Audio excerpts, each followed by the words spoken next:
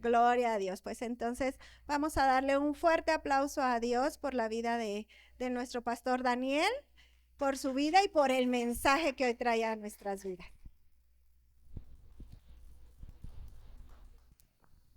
Gracias, gracias por ese recibimiento tan amoroso. ¿Están llenos del amor de Dios? Sí lo van a ocupar, ¿eh? Porque hoy vamos a entender verdades profundas, pero también vamos a oír de la enseñanza de la palabra sobre el acontecimiento más grande que ha ocurrido en toda la historia de la humanidad, la resurrección de Jesús. Y hoy, bueno, no sé si coincida el calendario con el calendario hebreo. Ya ves que ellos tienen 5,000 y tantos en su calendario. Nosotros tenemos 1900, 2000 y tantos o lo que sea, pero no coinciden a veces los días exactos. Pero entonces, hoy se estableció aquí en el calendario oficial y bueno, vamos a celebrarlo hoy, el día de resurrección, el primer día de la semana, de esta semana. Así es. Y vamos a orar, vamos a pedirle a Dios que abra nuestro corazón. Ya el Señor ha hecho algo durante la alabanza, nos ha mandado ese mensaje también en la alabanza de las letras de las canciones inspiradas y lo hemos hecho y lo hemos dicho y lo hemos cantado.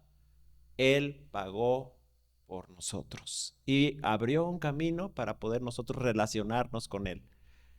Padre, gracias, gracias porque ese camino fue abierto y pagaste el precio, pagaste el peaje para cruzar y que podamos nosotros cruzar y llegar hasta tu presencia y poder estar ahí junto a ti un día, todos juntos. Gracias, Señor. Gracias por darnos vida, gracias por este mensaje que tú nos das de amor, de comprensión, de misericordia, de perdón, al darnos a tu Hijo y también darnos esta salvación. Gracias, Señor. Bendito sea tu nombre. Amén. Gloria a Dios. Bueno, el título de esta conferencia, plática o como ustedes le quieran llamar, sermón, es ¿quién mató a Jesús? La pregunta a veces no está clara la respuesta en nuestro entender. ¿Quién mató a Jesús? Y si conocemos algunas películas que nos han dado o hemos leído en la Biblia, vemos que hubo personas involucradas de diferentes pueblos para matar a Jesús. Vamos a desglosar esto. Pero primero vamos a leer la palabra en Romanos 8:32. Romanos 8:32, que es la base de nuestro mensaje. Dice así: el que no escatimó ni a su propio Hijo, sino que lo entregó por todos nosotros, ¿cómo no nos concederá también con él todas las cosas? Dios no escatimó el darnos a su Hijo. Así que siempre ha existido esa duda de quiénes fueron realmente los que mataron a Jesús. Algunos dicen que fueron los soldados, ¿sí? Le echan la culpa a los romanos, los soldados lo levantaron en esa cruz porque ese era el sistema de ejecución de los esclavos y de los derrotados por el Imperio Romano. Miles de personas murieron colgadas durante esos años. Otros dicen que fueron los judíos, porque los judíos fueron los que incitaron a otros también para ir en ese juicio, en un mal juicio, para gritar, crucifícale. Y Pilato escuchaba esas palabras y aún así estaba dudando porque no encontraba en Jesús realmente un delito de muerte. Pero escuchaba a la multitud diciendo, crucifícale, crucifícale. Pero la respuesta realmente que debemos tener en nuestra mente, la verdad es que el que mató a Jesús fue su propio hijo, su propio padre. Así es. Dios envió a morir a Jesús. Esa era su misión. Pero mismo Jesús dijo, a mí nadie me quita la vida, yo la doy. Porque él sabía lo que iba a ganar con esa muerte. Así que aún obedeció, sí, obedeció y le costó un poco de trabajo en el último minuto. ¿Acuerdan de esa ocasión en que lloraba y pedía que ojalá esa copa no la bebiera, pero que se hiciera la voluntad de Dios? Y entonces entregó su vida, sabiendo qué le iba a pasar. Así que Jesús fue entregado por el plan predeterminado y previo conocimiento de Dios. Y Isaías 53, en ese capítulo, lo expresa de un modo aún más claro. Dice, nosotros le tuvimos por azotado, por herido de Dios, pero quiso el Señor quebrantarle, sometiéndole a padecimiento. Eso está en Isaías 53, 4 y verso 10. O como dice Romanos 3:25, también Pablo dice, Dios lo exhibió públicamente como propiciación por su sangre. Hubo varias escenas en la Biblia dentro de la historia del pueblo judío en las que se compara la situación con Jesús. Abraham fue llamado a sacrificar a su hijo, el hijo de la promesa, el hijo por el que había esperado 100 años. Dios le dijo, ve y sacrifícame a tu hijo.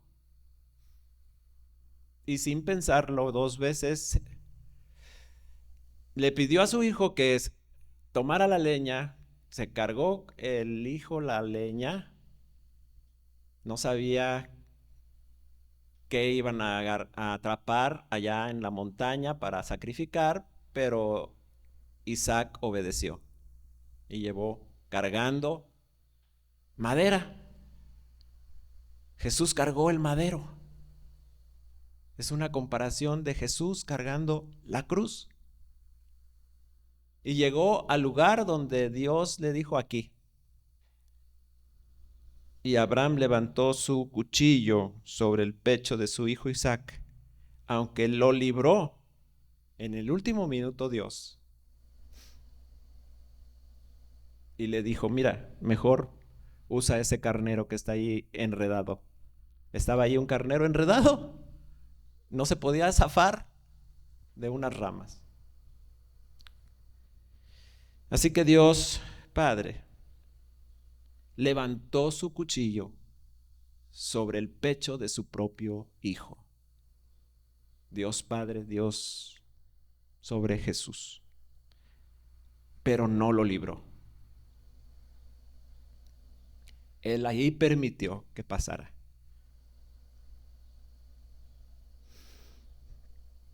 Y así como en un eco en el universo entero, se oían los martillazos de los clavos atravesando el cuerpo de Jesús.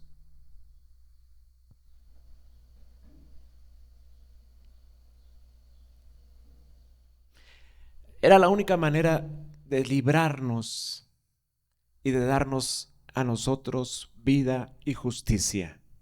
Y fue por eso que Él cargó con toda la culpa de nuestras transgresiones, de nuestras iniquidades, de la maldición de nuestro pecado. Que todo eso nos hubiera llevado inexorablemente a la destrucción del infierno. Estábamos destinados por el pecado, por infringir la orden de Dios, de toda la humanidad, ir al infierno. Pero Dios, que es paciente, esperó.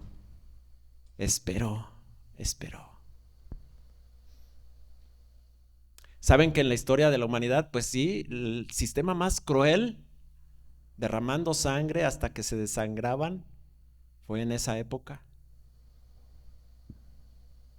Así que tenía que encontrar el momento para poder derramar la sangre de su Hijo, porque sin derramamiento de sangre no hay remisión de pecados.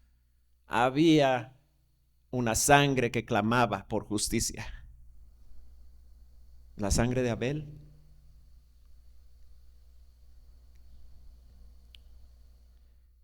Y ahí fue cumplida la justicia. Este es el versículo más hermoso de la Biblia para mí, porque es el fundamento de la promesa de la gracia venidera de Dios, que lo abarca todo. Es que el Hijo de Dios cargó en su cuerpo todo mi castigo y por mi culpa fue muerto. Y toda mi condena y toda mi responsabilidad y todas mis faltas, toda mi corrupción fue tomada por Él, para que yo pudiera presentarme delante de un Dios santo, grande, poderoso, infinitamente bello y santo. Como alguien perdonado, así ya nos podemos presentar como alguien perdonado, reconciliado, justificado ante la presencia de Dios. ¿Y saben qué? Somos beneficiarios de sus indescriptibles promesas, escritas ahí en la palabra para sus hijos, para sus herederos. Somos coherederos con Cristo. ¿Cuántos creen esto? ¿Cuántos pueden decir amén? ¿Están contentos?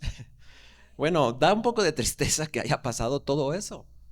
No sé cuántos al ver esa película de la Pasión de Cristo lloraron.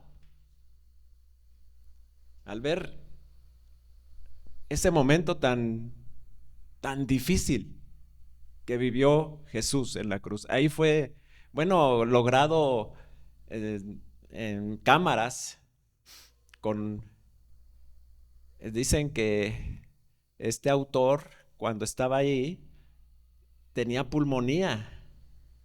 Realmente estaba sufriendo ahí, en esa escena. Y pues pasó lo que tenía que pasar. Pero volvamos a la pregunta. Entonces, ¿quién fue responsable físicamente de la muerte de Cristo? La respuesta a esta pregunta tiene muchas aristas, muchos bemoles, como también dicen. Primero, no hay duda de que los líderes religiosos de Israel fueron responsables. Ellos fueron los primeros que no querían que se levantara alguien que les señalara sus errores. Y ante las respuestas de Jesús tan claras sobre la ley de Dios, sobre el principio del pacto que Dios tenía con Israel, la ley de Dios, ellos se sentían avergonzados, se sentían señalados y decían: no, hay que apartarlo porque nos daña el negocio. Dice Mateo 26, 3 al 4. Vamos a leer. Nos dice que entonces los principales sacerdotes, los escribas y los ancianos del pueblo se reunieron en el patio del sumo sacerdote llamado Caifás y tuvieron consejo para prender con engaño a Jesús y matarle. Prender con engaño. ¿Por qué? Porque no tenía cómo señalarlo. Entonces tuvieron que engañar. Tuvieron que crear un delito para poderlo atrapar. Creo que eso, por ahí leyeron algunos policías eso, aquí en México. De repente atrapan a gente inocente. Pero bueno, se necesita justicia en México. Debemos depurarnos. Los líderes judíos exigieron a los romanos que mataran a Jesús. Ellos no querían ensuciarse sus manos. Ya había una forma. Entonces fueron y le dijeron, no, pues es que esta persona está incitando en contra de César.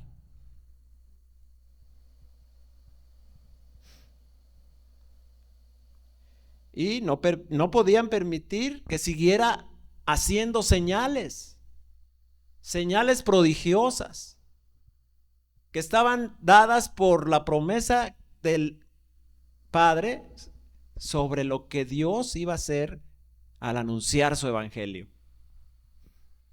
Las buenas noticias, el reino de Dios se ha acercado. Arrepentirse y volverse a Dios trajo como consecuencia que mucha gente recibiera milagros. Jesús oraba y multiplicaba los panes. Jesús pedía y resucitaba a muertos. Jesús tocaba a alguien y era sanado. Y todo lo hizo lleno del Espíritu Santo. El Espíritu lo guiaba. Todo eso amenazaba la posición de los líderes religiosos que dominaban en aquel entonces. Ahí en Juan 11:53, fíjese cómo está ahí. Desde aquel día acordaron matarle.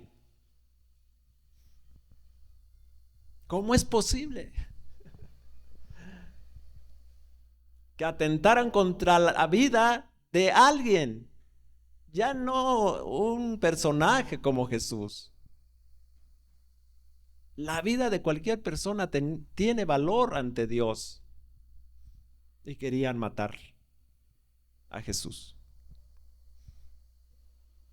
Ahora, físicamente los romanos fueron los que realmente crucificaron a Jesús. Fueron los que tomaron ese método y lo aplicaron en Jesús.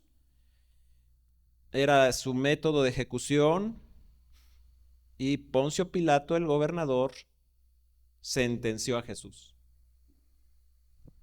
Les dio la oportunidad de cambiar de opinión. Ustedes saben que les dijo, suelto a Barrabás o a Jesús. No, suelta a Barrabás.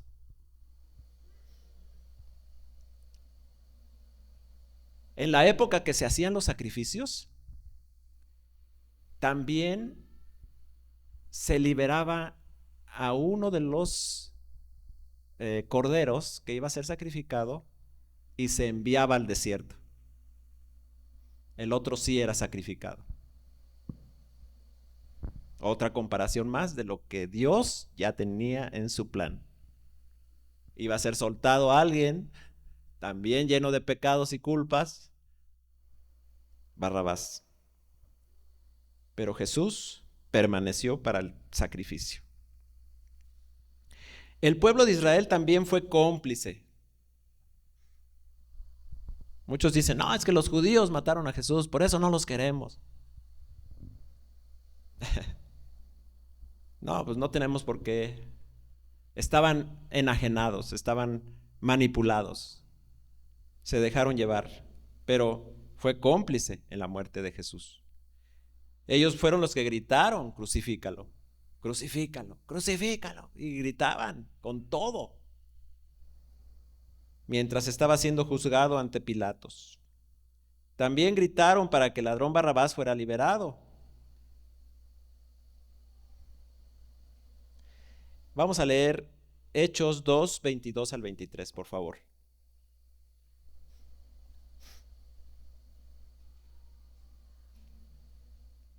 Dice así, que cuando les dijo a los hombres de Israel, ustedes con la ayuda de los inicuos lo mataron clavándolo en la cruz. A ver, vamos a leer acá. Varones israelitas, oíd estas palabras. Jesús Nazareno, varón aprobado por Dios entre vosotros con las maravillas y prodigios y señales que Dios hizo entre vosotros por medio de él, como vosotros mismos sabéis. Vamos a seguir. A este, entregado por el determinado consejo y anticipado conocimiento de Dios, prendisteis y matasteis por manos de inicuos, crucificándole. Ahí le señaló su culpa. Le señaló su culpa.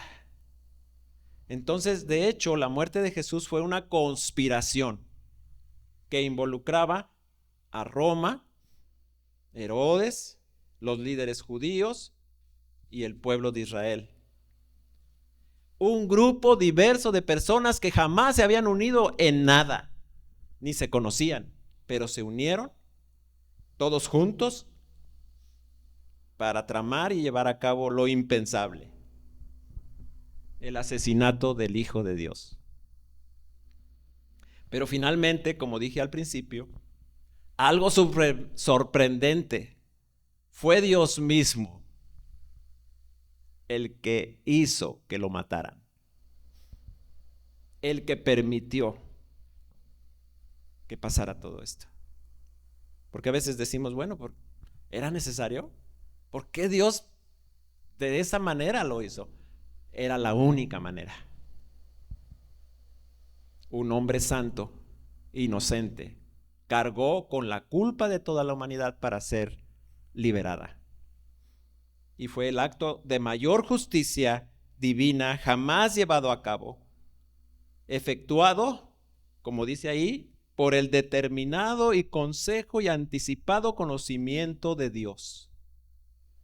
¿Sí ven cómo Dios ya lo tenía todo bien planeado? Y el enemigo colaboró.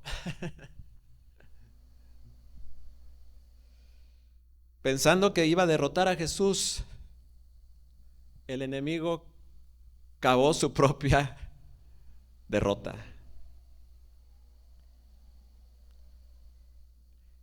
Así que la muerte de Jesús dio lugar a la salvación de millones de personas en la humanidad estos 20 siglos atrás. Y ahora Dios podía perdonar sin comprometer su justicia y su santidad. Dios pudo comprender al hombre, supo, como decía José, somos humanos, tenemos errores. Supo comprendernos Dios. No lo íbamos a lograr siguiendo la ley. La ley fue como una nana para encaminarnos, pero no nos podía salvar. Así que tuvo que venir Jesús para demostrarnos la manera. Como lo dije en un momento hace rato, todo lo que hizo Jesús lo hizo lleno del Espíritu Santo. Era un hombre de carne y hueso con necesidades humanas. Comía, dormía, le dolía si le picaba un mosquito. Le dolía sus pies al caminar, entre tanto que caminó. Pero él resistió todo eso, todos esos sufrimientos físicos, pero fue lleno del Espíritu. Padeció de las tentaciones más grandes que pudo haberle ofrecido Satanás a alguien que sí tenía la capacidad de recibir eso: el dominio de toda la humanidad. porque bajo el dominio de Satanás estaba. Y se la quería entregar de otra manera. Mira, aquí está más fácil.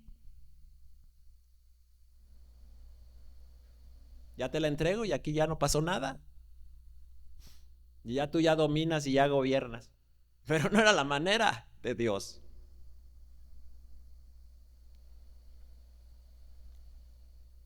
Así que Satanás fue vencido.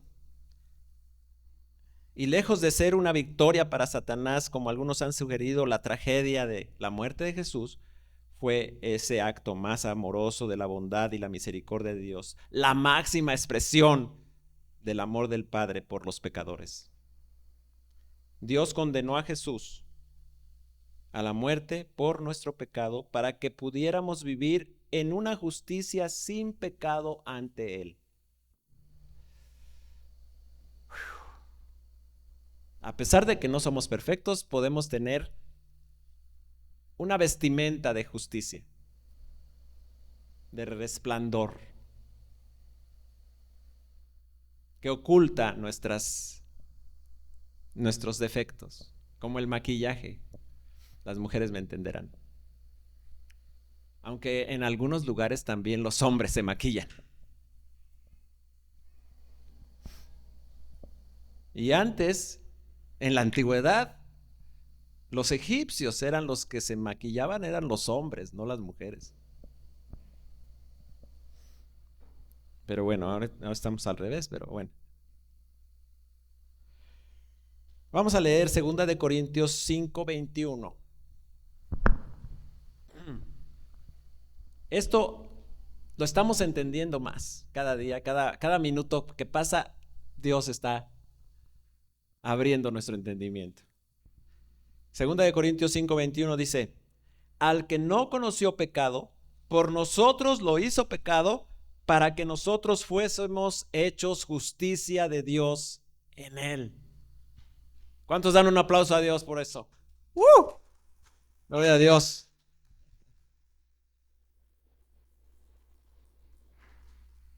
Así que nosotros hemos venido aquí a este lugar y hemos venido a Cristo teniendo la fe en Cristo y en Dios. Somos creyentes, sabemos que Dios existe, tenemos una idea de Dios, tenemos una conciencia que también a veces nos redarguye, que es el Espíritu mismo, que Dios puso en nosotros para que nos acerquemos a Él. Entonces, si somos ya culpables y aceptamos nuestra culpa, podemos acercarnos a Dios. Mientras no aceptemos nuestra culpa, pues no tiene caso acercarse a Dios. Todos somos culpables de la muerte de Jesús. Y su sangre derramada es como jabón para lavarnos. Nos limpia y nos lava delante de Dios. Nos cubre. Él murió para pagar la pena por nuestros pecados. Así se cumple la justicia de Dios. Aleluya. Padre Santo, gracias. Gracias por esta bendición, por este sacrificio tan grande, por esta oportunidad que nos has dado de conocerte, porque nos llamaste. Estábamos muertos, hundidos en el fango del pecado y nos llamaste por nuestro nombre. Tú nos conoces por nombre, así como conoces a las estrellas, y dice la palabra que Dios conoce por nombre a las estrellas, conoce por nombre a cada uno de nosotros. Dice la palabra que los cabellos de nuestra cabeza están contados para Dios. No se le pasa absolutamente ningún detalle de nuestra vida. Él conoce tus necesidades, conoce tus anhelos, conoce tus efectos, pero aún así Él quiere acercarse a ti y que tú te acerques a Él humildemente, sabiendo que sí, necesitamos de Él, que sí, que no somos nada sin Él. Él dio su vida y pagó para que tú pudieras llegar al Padre. Abrió un camino de reconciliación. Gracias, gracias Dios. Gracias Dios. Yo les pido que tomen un minuto ahí, cierren sus ojos y pidan perdón, si quieren, pidan perdón por cualquier pecado, por cualquier situación. Como decía Josué, díganle al Señor, ya no quiero ser así, ya no quiero responder así, reaccionar así, ya no quiero sufrir por eso, ya no quiero padecer esta enfermedad, ya no quiero tener esta herida en mi alma. Sáname, sáname Jesús. Clamaban los enfermos a Jesús cuando Él andaba caminando y le decían, Jesús, hijo de David, si quieres puedes sanarme. Jesús iba y los sanaba. Algunos agradecían, otros no, pero Jesús los sanó a todos. Y Dios quiere sanarte hoy. A cambio de nada. Pero si tú le entregas tu vida, entonces Él hará milagros en tu vida, más abundantemente de lo que pedimos y entendemos. Porque va a actuar un poder inmenso, un poder incomprensible. Ese poder que creó el universo puede estar dentro de ti, en el Espíritu Santo. Recibe el Espíritu Santo. Padre, te pedimos perdón y nos limpias con tu sangre. Y ahora te pedimos, Señor, que nos llenes con tu Espíritu. Nuestra mente, nuestro corazón, todo nuestro ser.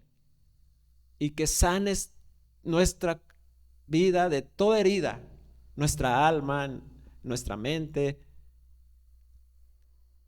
Y restaures. Haznos olvidar el pasado, ese pasado tenebroso. Haznos olvidar aquello que nos dañó.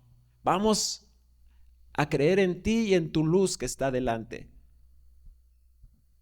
Y queremos cambiar. Queremos ser como tú, Señor. Ser más como tú. Ayúdanos, Señor, con tu Espíritu Santo. Llénanos, guíanos, háblanos, motívanos para seguir adelante. Te lo pedimos en el nombre de Jesús. Amén. Amén. Ok. Esta parte ya lo concluimos de la conferencia, pero hay otra parte muy importante que vamos a realizar hoy. Les voy a pedir que traigan los elementos de la Santa Cena, por favor. Vamos a tomar la Santa Cena.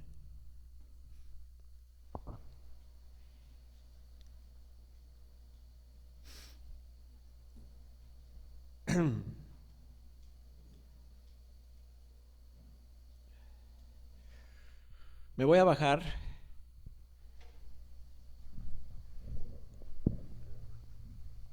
A ver si no se vicia.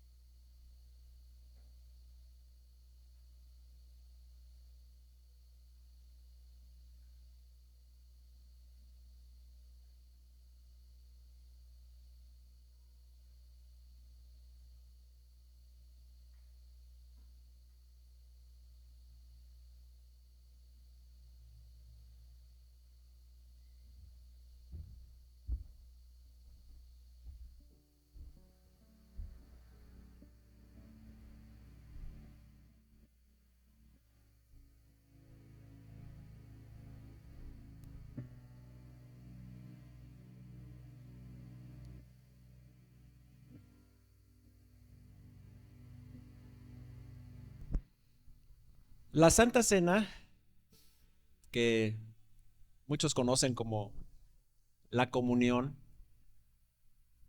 del cuerpo y la sangre de Cristo,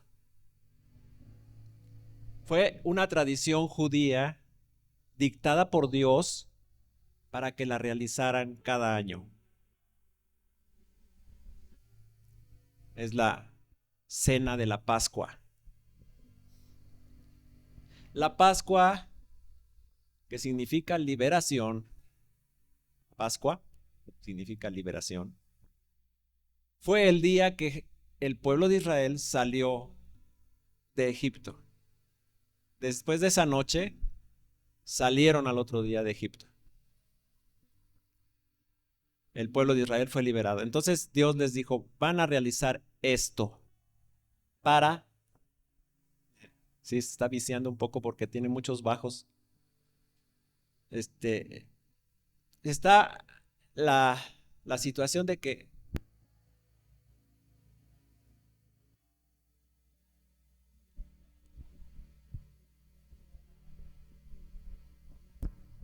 a ver si no se vuelve a viciar. Y Dios les dijo, hagan pan sin levadura. Era parecido a esto. A excepción de la sal que tiene esto, era un pan sin sal, sin levadura, pero sí estaba perforado. Por favor, para que no se vicie, no sé qué pasa. Y estaba perforado ese pan. Era un pan cuadrado, plano, sin levadura. Y se comía ese día, junto con carne asada de cordero. Ese cordero era sacrificado y su sangre, ¿dónde era puesta?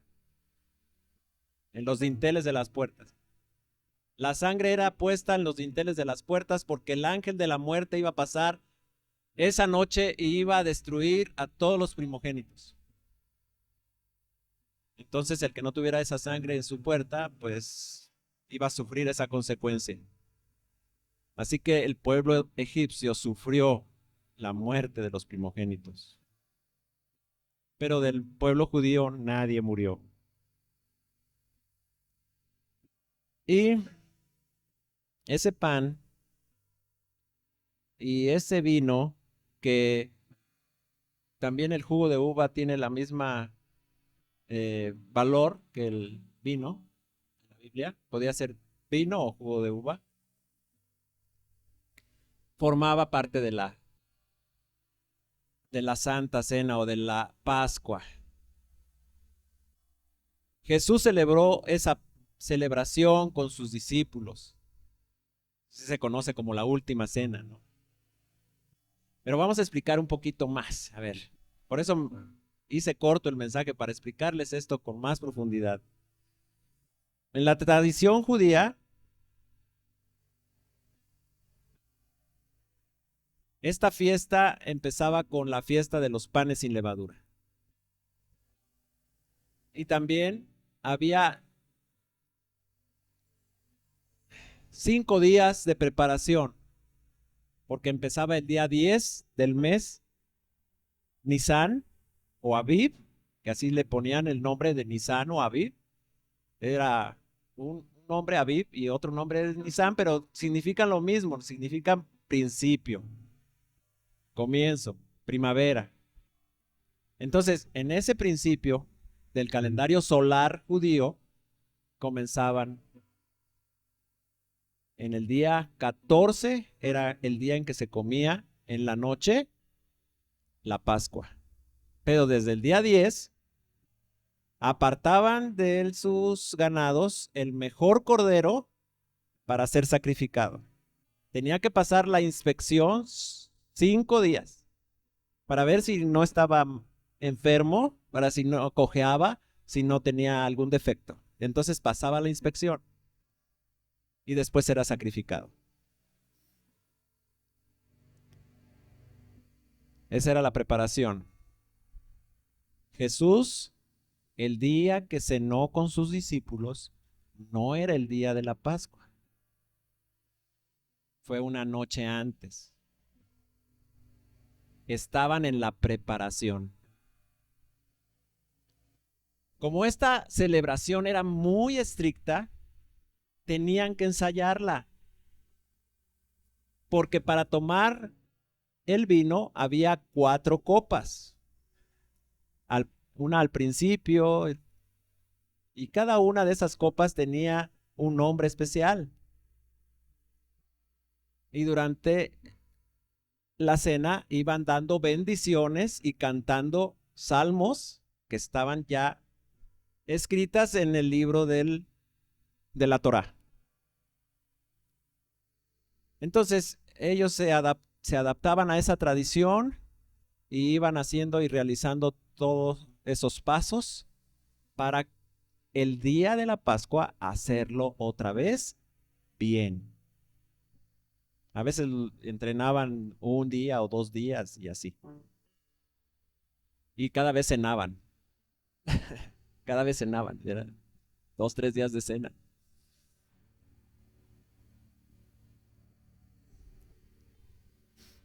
Entonces, ese día antes de la muerte de Jesús, Dios compartió con sus discípulos y tomó la copa y les dijo: esta es la copa del vino del nuevo pacto en mi sangre. Después de haber cenado, ahí si vemos y leemos ahí esa parte, dice que después de haber cenado, o sea, ya se habían echado su carnita, y tomó la copa Jesús y les dijo: a ver, vamos a bendecir esta copa. Oró, cantaron y les dijo: miren, esta copa la vamos a levantar ahora por un nuevo pacto. Comienza un nuevo pacto en mi sangre. Y ellos, al tomarla con él, comenzó un nuevo comienzo, un despertar en la humanidad. A partir de ahí. Y les dijo: hagan esto para recordarme. Vamos a leer. Vamos a leer ahí en 1 Corintios, Pablo, cómo lo enseña. A los primeros cristianos en Grecia les dijo, en 1 Corintios 11, 23 al 24. Las enseñanzas que les traigo son las mismas que recibí del Señor la noche en que el Señor Jesús fue traicionado. Tomó pan y después de dar gracias a Dios, lo partió y dijo: este es mi cuerpo que doy por ustedes, cómanlo como recordatorio de mí. Y dijo: este es mi cuerpo partido por ustedes. Hagan esto para recordarme.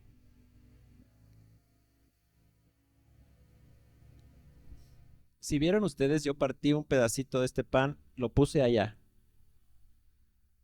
Está escondido. Ahorita al final voy a pedirle a uno de los niños que lo encuentren.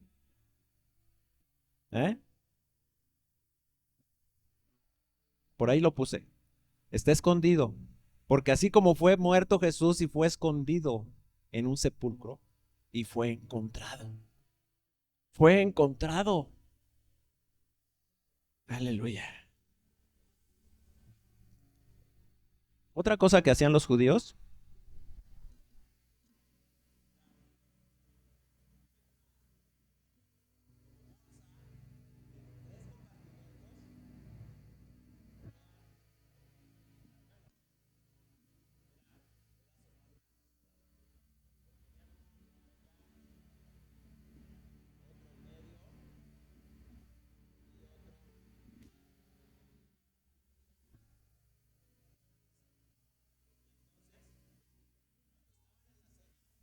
Cuando estaban en la cena, el pan que comían, el pan que partían para comer las hierbas amargas, para comer la Santa Cena era el pan de en medio.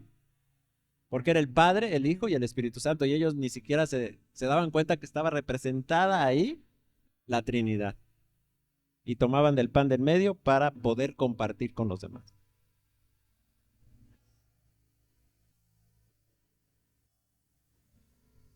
Ok, pues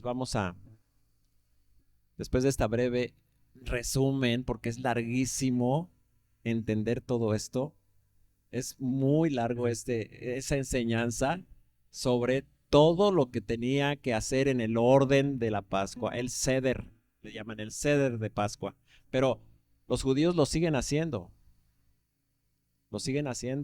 cada año. Y en el sábado, en el día sábado, también hacen una pequeña demostración de estos. También toman vino, también toman pan sin levadura, también cenan los sábados. Pero todo lo preparan desde el viernes, porque el sábado no hacen más que cocinar, más que calentar. Ok, vamos a compartir este vino. Pues le voy a pedir a alguien que me ayude a repartir, por favor. A ver, ¿quién me ayuda a repartir? Vamos a repartirlo a las personas ahí sentadas. El vino y el pan. ¿Alguien más con el pan? Que venga. Otro joven. A ver, pero tú traes a la bebé. Bueno, dale. Por favor, tomen un pedacito. Espero que sí nos alcance para todos. Y vamos a esperarnos para tomarlo todos juntos.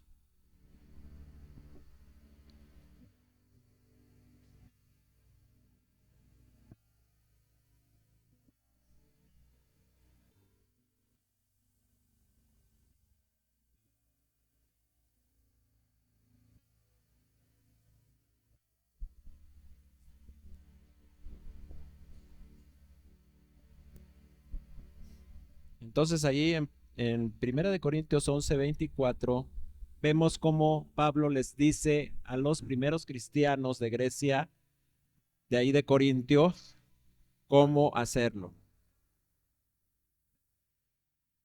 siguiendo el ejemplo de Jesús. Y dijo, vamos a tomar cada quien el pan.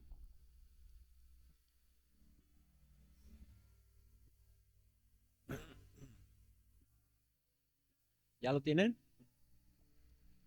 Dice que Jesús dijo, este es mi cuerpo que doy por ustedes, cómanlo como recordatorio de mí. Vamos a comer.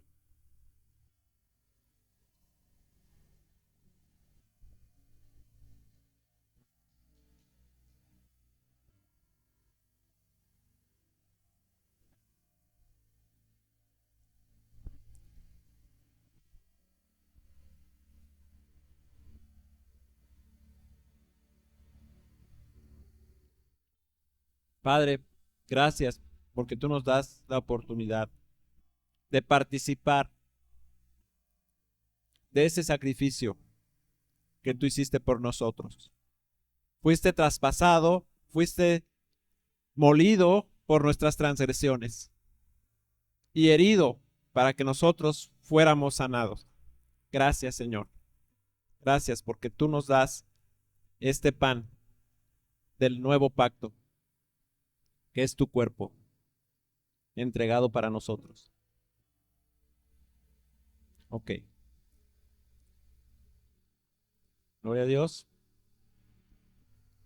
A ver, yo falté de copita. ¿Ya no hay?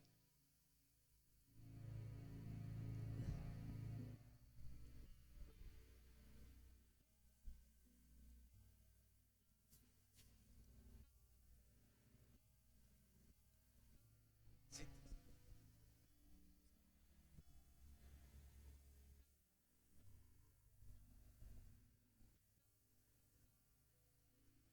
Ay, bueno, gracias.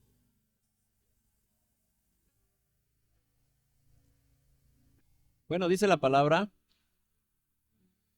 ahí en 1 Corintios 11:25, que asimismo tomó también la copa después de haber cenado, diciendo, esta copa es el nuevo pacto en mi sangre. Haced todo esto todas las veces que la bebieres en memoria de mí. Vamos a tomarla.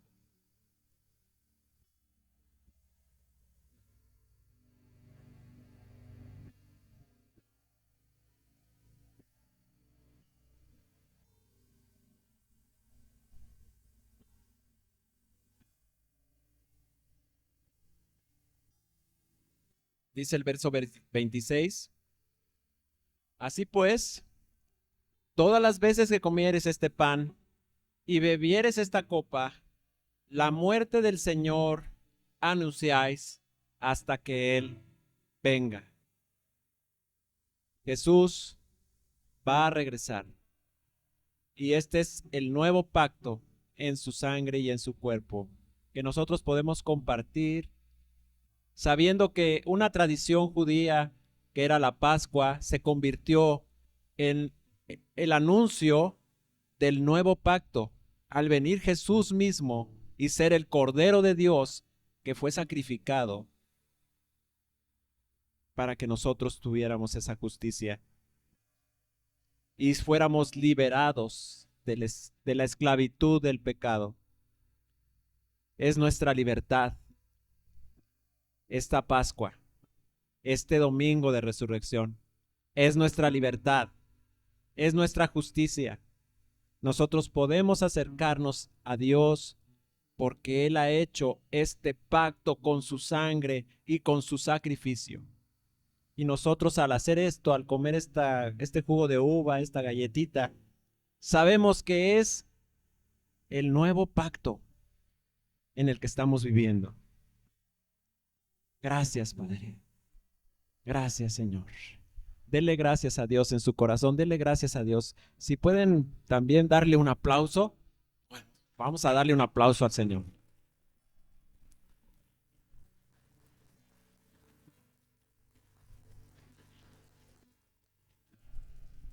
Antes de terminar, les voy a pedir a los niños a ver quién encuentra ese pan que está escondido por ahí.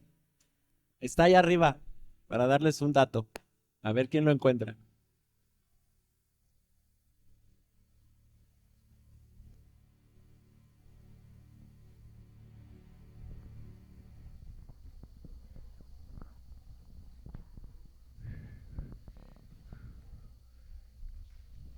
Está envuelto en una servilleta blanca. ¡Ay, Josuecito ya lo encontró!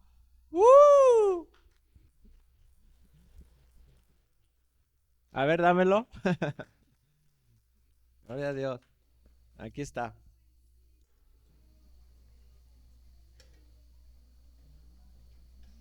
Muy bien. Ya. Gracias, de verdad. Gracias. Ahí hay galletitas.